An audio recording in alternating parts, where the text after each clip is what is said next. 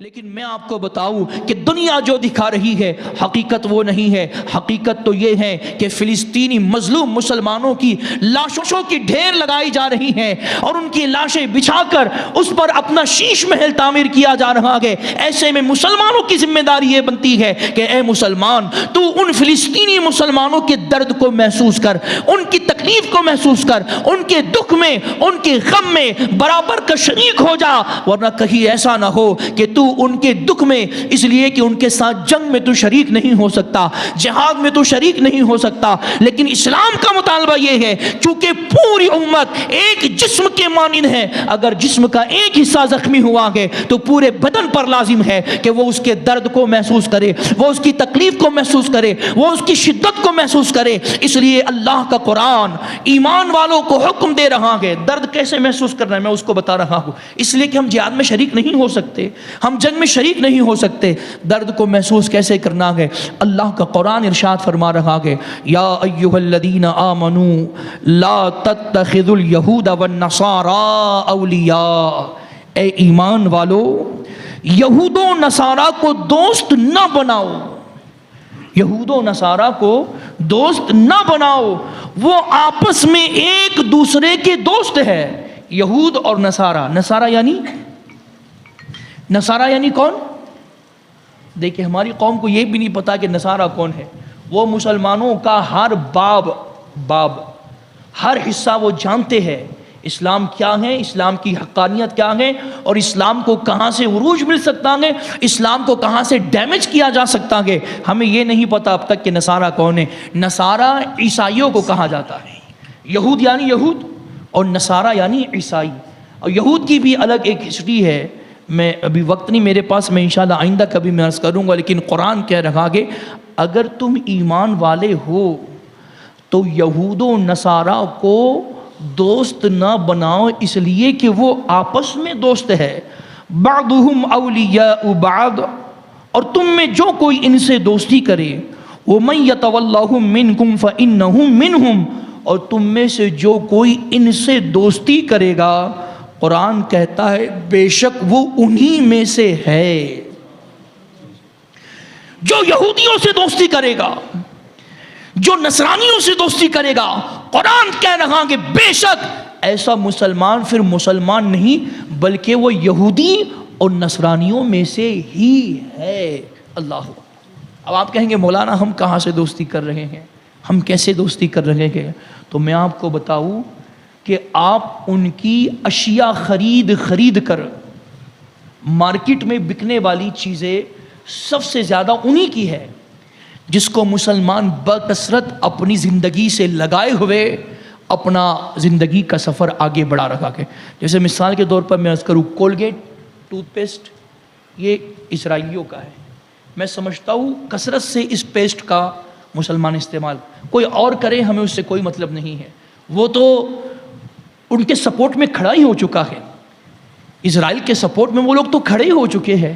اگر وہ ان کی اشیاء ان کے پروڈکٹ کو خریدے تو ہمیں اس سے کوئی سروکار نہیں. ہم مسلمان ہیں, ہم فلسطینیوں کے ساتھ کندھے سے کندھا ملا کر وہاں جا کر لڑ نہیں سکتے, لیکن کم از کم ان کے اور اسلام کے دشمنوں کو کمزور بنانے کے لیے اسرائیلیوں کے پروڈکٹ کی خرید و فروخت تو بند کر سکتے ہیں. رین پاؤڈر ہے, سرف ایکسل ہے, ڈو سوپ ہے, اس کے علاوہ کیڈبری, ڈیری ملک, نیسلے, یہ جو چاکلیٹ ہے جس کو ہر باپ بڑے شوق سے اپنے بچے کو کھلاتا ہے. روزانہ جب جاب سے دکان سے لوٹتا ہے تو اپنے بچوں کے لیے ڈیری ملک, چاکلیٹ اور کیڈبری وغیرہ لے کر جاتا ہے. یہ پروڈکٹ ان اسرائیل. اس طریقے سے کثیر پروڈکٹس ہے مارکیٹ میں ان کے. ابھی وقت نہیں کہ میں سب اس کو ایکسپلین کروں, آپ خود صاحب شعور ہے, گوگل سے جا کر سمجھ سکتے ہیں, پہچان سکتے ہیں کہ اسرائیلی پروڈکٹ کون سے ہے. ذمہ داری ہماری یہ بنتی ہے کہ کم از کم ہم اتنا تو کریں کہ یہ سارے پروڈکٹس کا مکمل طور پر بائیکاٹ کریں, نہ خود اس کا استعمال کریں, نہ دکانداروں کو ان چیزوں کو رکھنے کے لیے آمادہ کرے, نہ ان کو رکھنے کے لیے دے, بلکہ کوشش کرے کہ دکانداروں کو بھی سمجھا کر ان کی دکانوں سے یہ ساری چیزیں ہٹائی جائیں تاکہ نہ ان چیزوں کی خریداری ہو, نہ انہیں بیچا جائے. اور اس طور پر ہم ان یہودیوں کو, اسلام کے دشمنوں کو کچھ حد تک تو کمزور کرنے کی کوشش کریں. کوکو کولا ہے, پیپسی ہے, اسپرائٹ ہے, اس طریقے سے بہت سارے سافٹ ڈرنکس ہے جس کو ہم روزانہ پیتے ہیں، مسلمان اللہ کا شکر ہے ہم نے تو بہت سال پہلے ان چیزوں کو طلاق دے دی تھی، اور اللہ کا شکر ہے ہم آج تک اس چیز پر قائم ہے۔ یہ نہیں کہ مسلمان جو آج کرتے کہ وقتی طور پر بائیکاٹ پھر واپس زندگی میں شامل، نہیں، ایسا نہیں، بلکہ ارادہ کرے کہ مکمل طور پر یہ پیپسی اور یہ کوکو کولا، یہ تھمس اپ، یہ اسپرائٹ اور جتنے ان کی یہ سافٹ ڈرنکس ہیں، ان کا بھی آپ مکمل طور پر بائیکاٹ کرے اور پرہیز کرے، اس لیے کہ اگر آپ تحقیق کرے، گہرائی میں جائے تو آپ کو پتہ چلے گا یہ جتنے اسرائیلی پروڈکٹ ہے ان سے ہونے والا پروفٹ وہ اپنی آرمی پر صرف کرتے ہیں، وہ اپنی فوج پر خرچ کرتے ہیں، وہ فوج جو فلسطینی کمزور اور مظلوم مسلمانوں کا خون ہنستے ہنستے بہا رہی ہے، اس فوج پر ہمارا پیسہ خرچ ہو رہا ہے، ہم جو ان کو پروفٹ دے رہے ہیں وہ ہمارا ہی پیسہ لے کر ہمارے ہی مسلمانوں کو قتل کر رہے ہیں۔ لہٰذا مسلمانوں ہماری ذمہ داری یہ بنتی ہے کہ مکمل طور پر انسانی چیزوں کی خرید و فروخت بند کرے۔ اگر مسلمان صحیح طور پر، دنیا کا مسلمان، پوری دنیا کا مسلمان، یہ میکڈونلڈ، اس کے بھی جتنی چیزیں ہیں یہ بھی سب ان کی ہے، پوری دنیا کا مسلمان اگر صرف 10 دن ان چیزوں کا مکمل بائیکاٹ کرے نا، انشاءاللہ اسرائیلیوں کو ان کی اوقات یاد آ جائے گی۔ لیکن مسلمان سب کچھ ہنستے ہنستے سہ رہا ہے، لیکن اپنے نفس پر کنٹرول کر کے ان چیزوں کو چھوڑنے کے لیے تیار نہیں ہے۔ یاد رکھو اگر اسرائیلی پروڈکٹ کا ہم نے بائیکاٹ نہیں کیا تو ہمارا یہ عمل ثابت کر رہا ہے کہ ہم یہود و نصارہ سے دوستی کر بیٹھے ہیں، اور اللہ نہ کرے اگر یہ دوستی ہم نے کر لی تو اللہ کا قرآن کہہ رہا ہے کہ اگر تم نے ان سے دوستی کی تو پھر تم بھی انہی میں سے ہو۔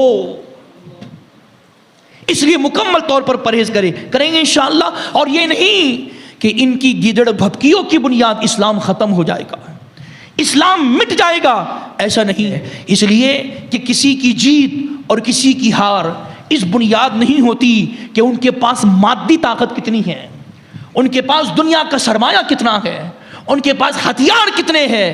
ہار اور جیت کا فیصلہ اس بنیاد نہیں ہوتا، ہار اور جیت کا فیصلہ تو اس بنیاد ہوتا ہے کہ پروردگار کس کے ساتھ ہے۔